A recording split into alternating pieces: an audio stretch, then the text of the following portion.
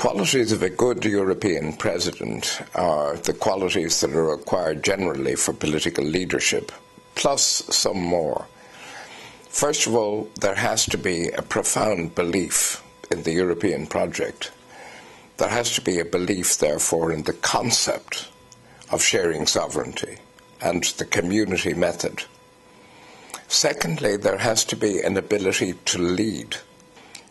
I think that the intellectual capacity of a president of the Commission is something which goes beyond that, which is often required of national politicians. In a strange way, the complexity and communication skills of a president of the Commission are more profound, need to be more profound, need to be more extensive than would be the case in dealing with simply one's own countrymen and women. To me, at least, the great presidents of the Commission have been Hallstein and Delors. Jacques Delors, during my time with him, was a profoundly good leader of the Commission.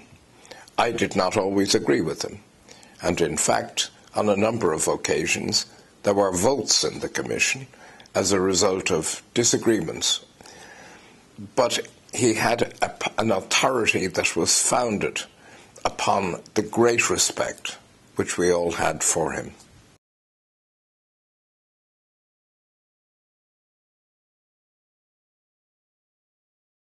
Leadership in any political endeavour depends on both the capacity, the institutional power and authority, and the individual qualities of the person in question.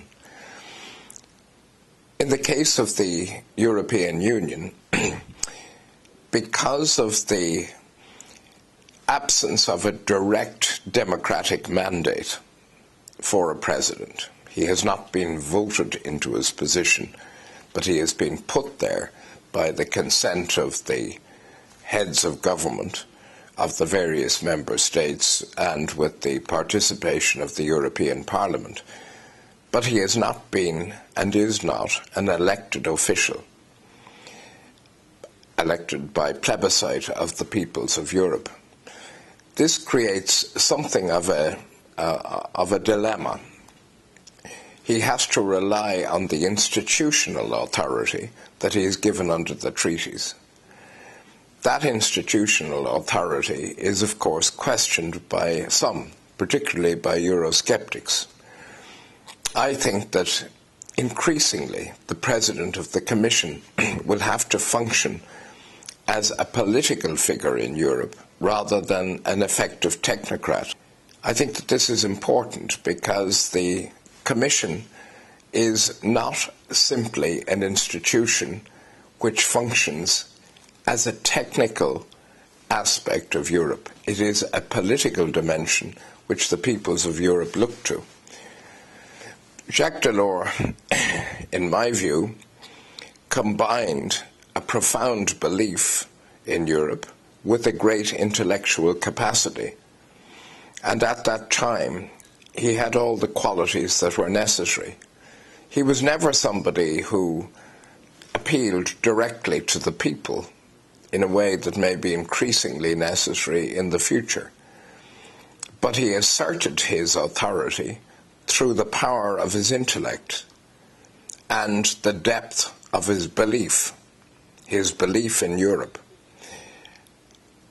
I greatly enjoyed working with Jacques Delors because I profoundly respected him as a human being with values which he hoped to bring into play in the European project, which is defined, as he would believe, and I believe, by its nobility of purpose, and by the fact that it is the, hopefully, greatest attempt ever made to tame the nationalism that has so driven our continent into calamitous wars in the past.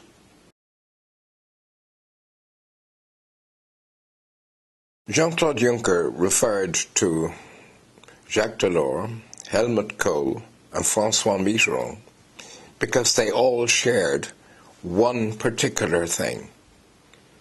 They all profoundly believed, emotionally believed, and intellectually believed in European integration and the sharing of sovereignty, which is the key to the integration which they believed in.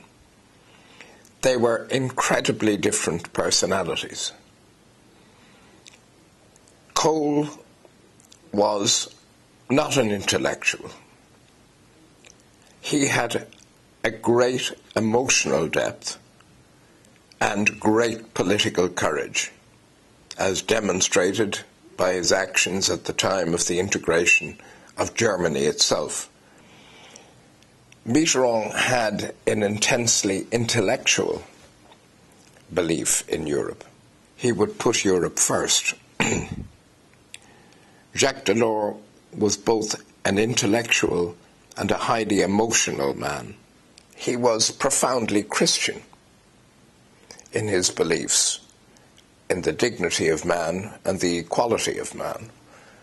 And those beliefs drove an intellectual appreciation of what had to be done.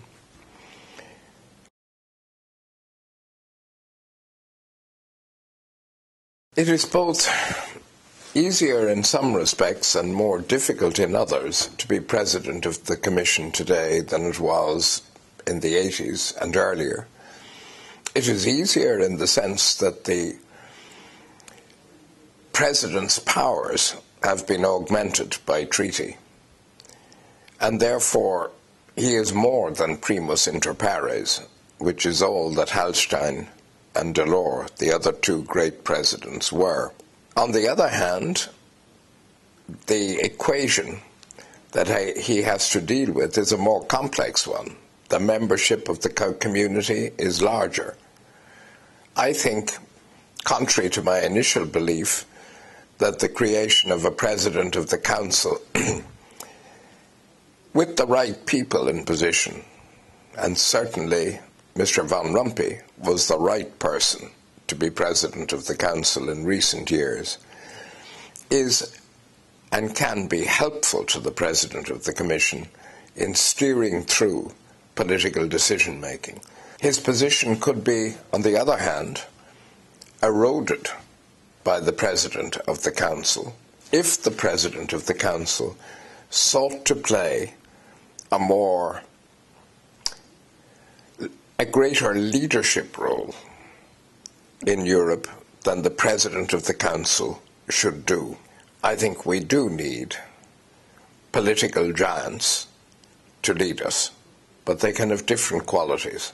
In terms of the institutional balance, just as Jacques Delors believed it to be and enhanced its being, the Commission has to be the core of what the European Union is about.